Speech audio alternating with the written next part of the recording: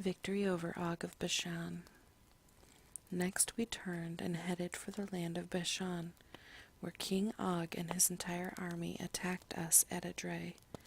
But the Lord told me, "Do not be afraid of him, for I have given you victory over Og and his entire army, and I will give you all his land. Treat him just as you treated King Sihon of the Amorites, who ruled in Heshbon." So the Lord our God handed King Og and all his people over to us, and we killed them all. Not a single person survived. We conquered all 60 of his towns, the entire Argob region and his kingdom of Bashan.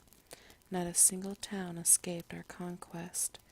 These towns were all fortified with high walls and barred gates. We also took many unwalled villages at the same time. We completely destroyed the kingdom of Bashan, just as we had destroyed King Sihon of Heshbon.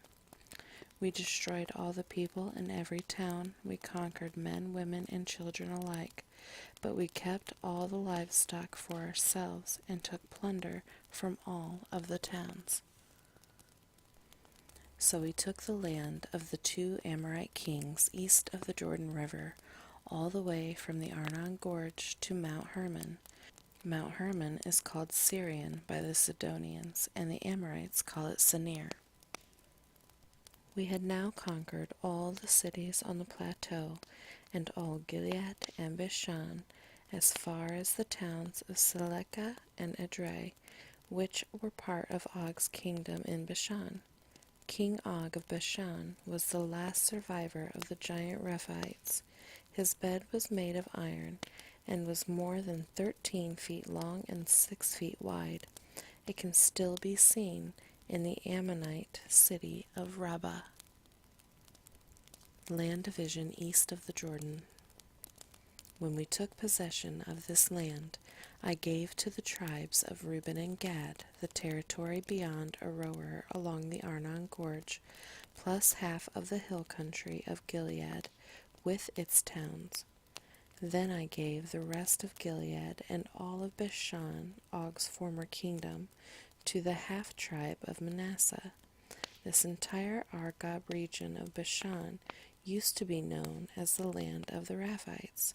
Jair, a leader from the tribe of Manasseh, conquered the whole Argob region in Bashan, all the way to the border of the Gershurites and the Maccathites. Jair renamed this region after himself, calling it the towns of Jair, as it is still known today.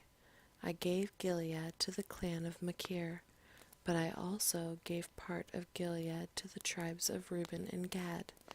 The area I gave them extended from the middle of the Arnon Gorge in the south to the Jabbok River on the Ammonite frontier. They also received the Jordan Valley, all the way from the Sea of Galilee down to the Dead Sea, with the Jordan River serving as the western boundary. To the east were the slopes of Pisgah. At that time I gave this command to the tribes that would live east of the Jordan. Although the Lord your God has given you this land as your property, all your fighting men must cross the Jordan ahead of your Israelite relatives, armed and ready to assist them. Your wives, children, and numerous livestock, however, may stay behind in the towns I have given you.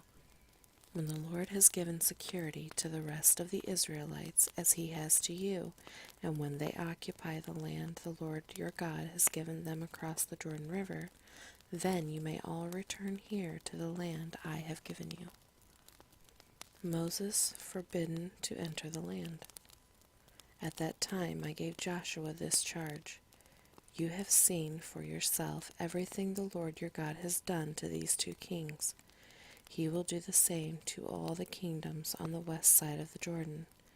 Do not be afraid of the nations there, for the Lord your God will fight for you. At that time I pleaded with the Lord and said, O sovereign Lord, you have only begun to show your greatness and the strength of your hand to me, your servant. Is there any God in heaven or on earth who can perform such great, mighty deeds as you do? Please let me cross the Jordan to see the wonderful land on the other side, the beautiful hill country, and the Lebanon mountains." But the Lord was angry with me because of you, and he would not listen to me. "That's enough," he declared. "Speak of it no more. But go up to Pisgah Peak and look over the land in every direction. Take a good look, but you may not cross the Jordan River. Instead, commission Joshua and encourage and strengthen him, for he will lead the people across the Jordan. He will give them all the land you now see before you as their possession." So we stayed in the valley near Beth Peor.